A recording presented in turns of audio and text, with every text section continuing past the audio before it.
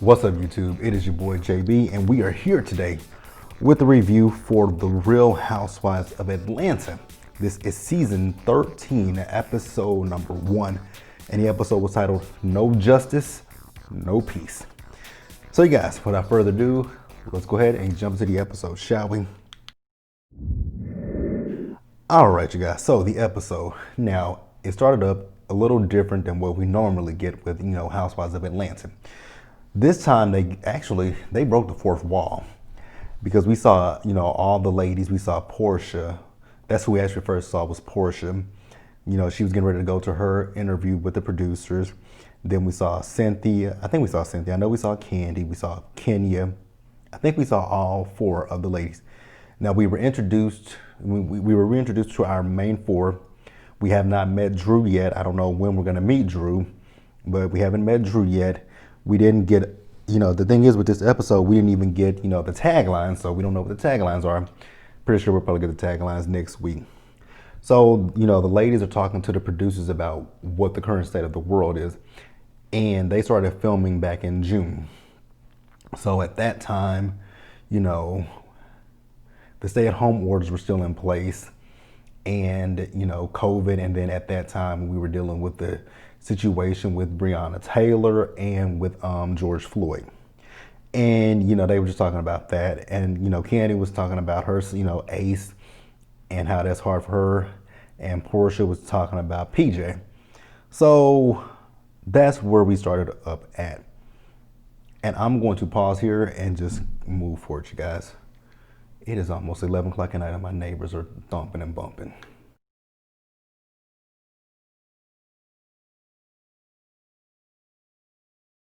All right, you guys, so honestly, it wasn't a lot with this episode. The bulk of the episode was actually Portia, but I'm not going to talk about Portia just yet. I'm going to start up with Miss Cynthia Bailey. So you guys know that for the first half of the, when COVID first struck, Cynthia was out there in California with, as my sister Roxanne calls him, #chill. She was out there with Mike Hill and their family. But, now that they were able to travel, she and Mike are back in Atlanta. So she's having a lunch and she's having, some of the girls over. So she's having Marlo over and she's having Candy over. And, Marlo, when she got there, Marlo took the, COVID seriously because she had the thermometer that can, you just put up to people's head and you can read the temperature. She had that, she was measuring to see if they were really 6 feet apart from each other. Candy showed up, the one thing I kept noticing about Cynthia was her titties. Like, her titties just kept popping out. So, Cynthia's saying that, since COVID, she's gained 20 pounds. God. She looks good. I'm not going to even sit here and say that she doesn't. She looks amazing. But, I was trying to think how much weight have I gained during COVID.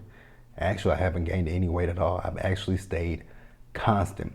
At one point, I had actually lost weight. I had lost some weight, but I put it right back on. But I'm still losing, either way go, I'm losing weight. Like it's the craziest thing. I lose weight, but then I just gain it right back. Because at one point, when I actually moved into my new department that I'm in now, I lost 7 pounds in 3 days just with moving.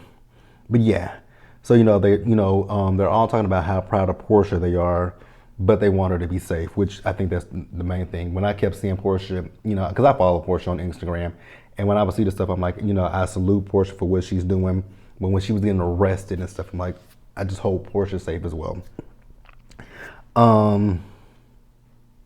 They also talk about Kenya. So Cynthia said, she's talked to Kenya, but Kenya is not herself. She's kind of, down, kind of depressed, it seems like. So Cynthia calls her, and when she calls her on FaceTime, she's like, I got Candy here. And, she pans the phone to Candy. And, Cynthia, but Kenya was like, she couldn't see her. I love when Marlo said, you got Metro? She says, no, Marlo, I don't have no damn Metro. I'm like, yeah, Metro, no shade to anybody who got Metro, but yeah, Metro can be shitty because I know people who have Metro and that service is terrible. So then let's wrap Cynthia up. So we see Cynthia. She's at Lake Bailey with Mike.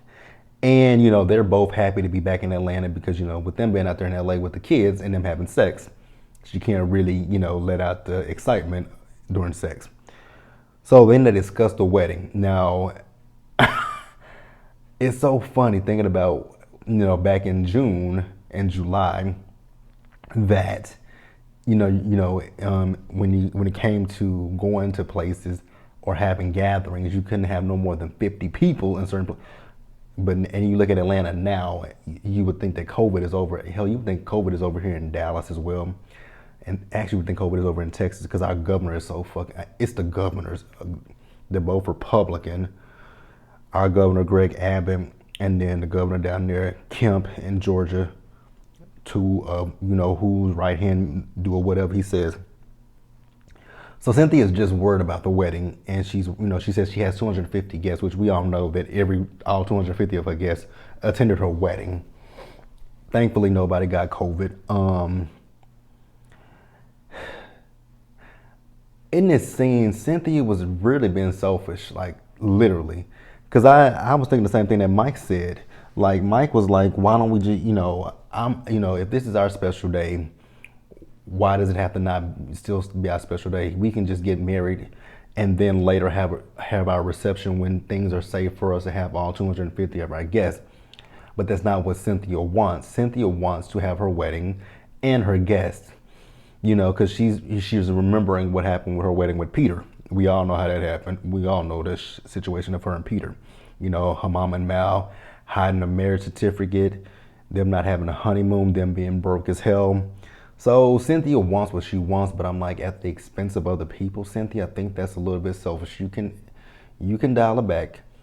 I mean, God, I'm about to say somebody's name that I really don't care for. But Kelly died. Kelly died, and actually Kelly and Cynthia got married on the same day. And Kelly died had a smaller wedding than Cynthia did. Now, if Kelly can do it, and we all know Kelly, she's one of these anti-maskers. She doesn't really believe in COVID like that, although her mother has COVID now. But yeah, if Kelly could do it, I don't know why Cynthia couldn't do it. But let's move on.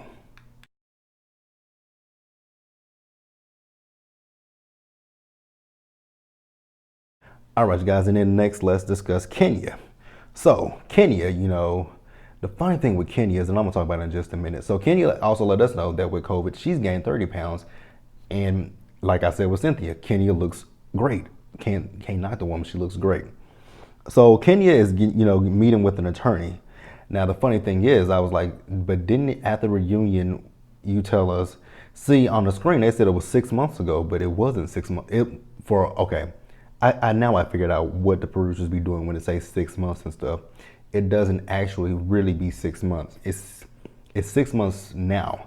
Because when did they film the reunion? They filmed the reunion back in March, right?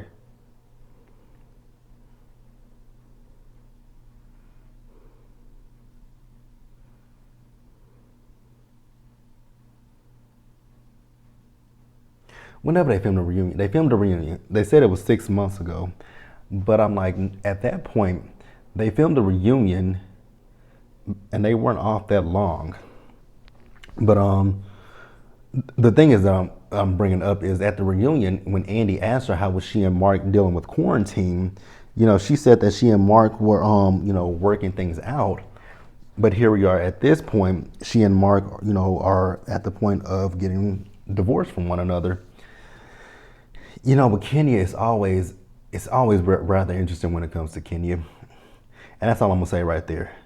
So, she says that, she and Mark have been separated for 10 months, and I'm assuming that this is after that big ass fight that they had at that party last season. And so, she's talking to the attorney. He asked her, did they sign a prenup? She says no, he didn't. She said that, they've been married for, 3 years now. So he told her, okay, so when it comes down to that, no judge is gonna really say anything about spousal support because you guys have not been together that long. So now the thing that they need to work out is this custody arrangement with Brooklyn. So he asked her, when y'all go to New York, does he, what is the relationship? She says, well, when we're in New York, he always comes to the hotel and stays with us. So he said, okay, so that wouldn't be a thing of like, she's used to him when she goes there, like she spends time alone with him. So then we do later see Cynthia and Kenya. They go over to Kenya's house, and Kenya shows them that she's building a pool and a jacuzzi because Mark never wanted that. So since she's, not with him anymore, she's going to build herself a jacuzzi and a pool. Cool. So then they go inside of her house, and Candy is noticing how clean her house is, and she's like, "Oh, your house is really clean. My house with this whole pandemic is bad. I've been trying. When I folded some clothes the other day, it took me about 5 hours to fold the clothes." Girl, it took you 5 hours to fold some clothes? Who's with Blaze and Ace's clothes? Those should be the easiest to fold. Todd is a grown ass nigga who can fold his own clothes, and then you. What? Okay, 5 hours. So then they ask her about, she and Mark. So she says that she did go to New York to see Mark so he can spend some time with Brooklyn. And she said when they got there the first day, things were cool. But then after that, they just argued. And, Cynthia and Candy were like, both were saying that they don't like the way that Mark talks to her. And after watching last season, and I remember my reviews last season, I didn't like the way Mark talked to her. I thought Mark was an asshole. And I think, honestly, Kenya can do a lot better than Mark. But that's going to be it for Kenya. Let's move on.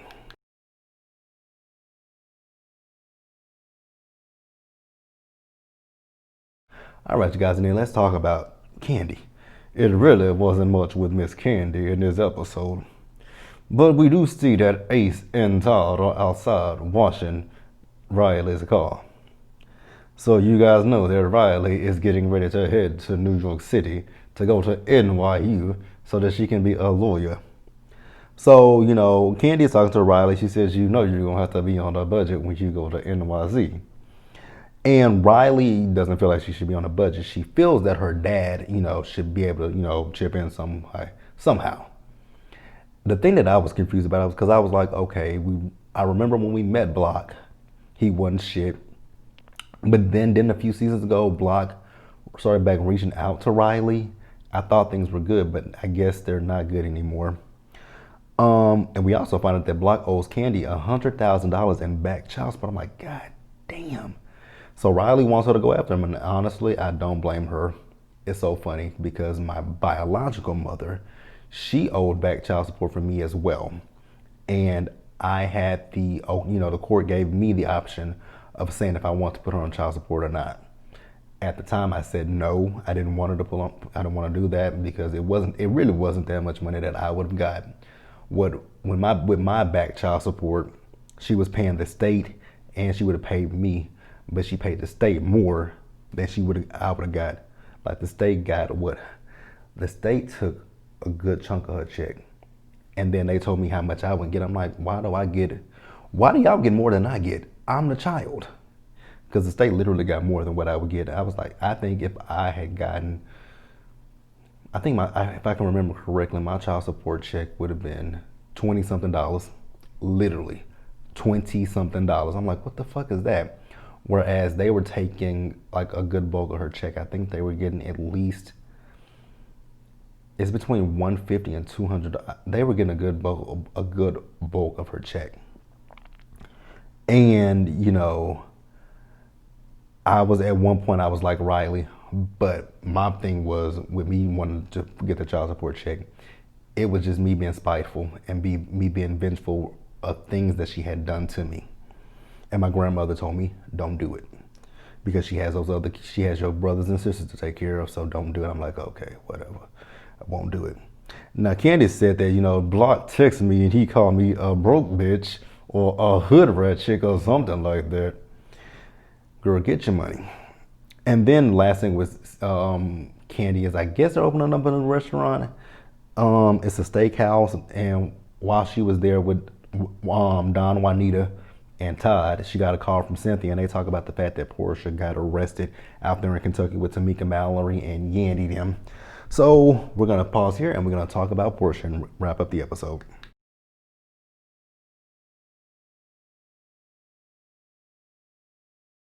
All right, you guys, so let's talk about Portia. Portia, to me, was the highlight of the episode. I think her scenes were the best. And I know people are going to be like, you biased because you like Portia. Yes, I do like Portia, but I loved the message that, I'm not taking away from Cynthia. I'm not taking away from Candy. I'm not taking away from Kenya.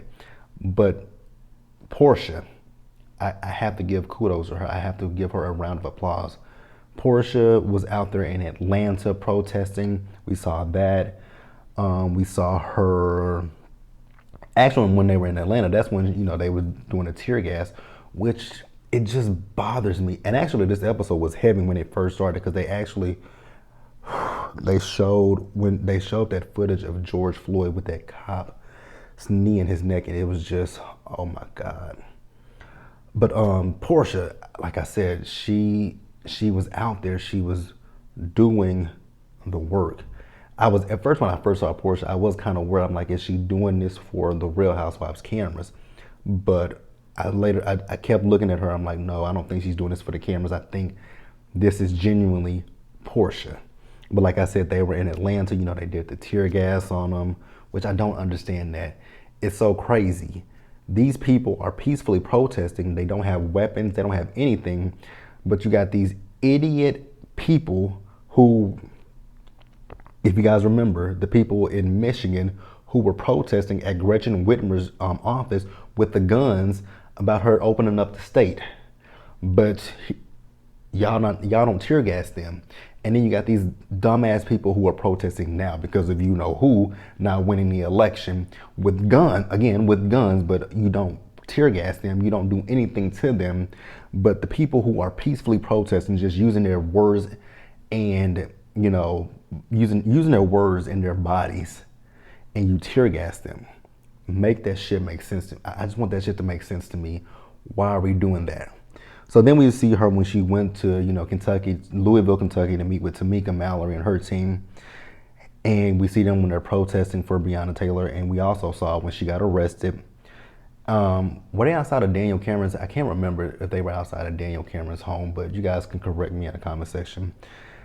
But yeah, that was it for the episode. I got to give kudos to my girl Portia. I really do have to give a kudos to her. Kudos to Portia. Kudos. And I understood what she's fighting for her, her daughter. So once again, kudos to Portia. And that was the episode, you guys. Let me know what you guys thought about the premiere. The episode was a little lackluster, I gotta say. It wasn't for it to be the premiere of Atlanta, which Atlanta's premieres are always hit. It didn't really hit for me. And I know a lot of people are probably gonna be like, oh, that's because Nene's not on this season. And honestly, you guys, I gotta be honest with you, but Nene did it to herself. But you guys, that is gonna wrap it up for me. As always, you guys, like this video, leave your comments, subscribe to the channel, hit that bell notification button so you guys are aware of when I drop anything else, and share this video. If you guys want to follow me on social media, follow me on Instagram is at Jbsayzwhat, Twitter Jbsayzwhat1, and my Snapchat is always in the description bar. I never remember it by heart. And then I also have my email in there if you guys want to email me at any point in time. But that's going to wrap it up for me, you guys. Stay safe, take care of yourselves, wash your hands, wear your mask, and socially distance. And until the next one, which is the Potomac Review, I'll see you guys later. Bye.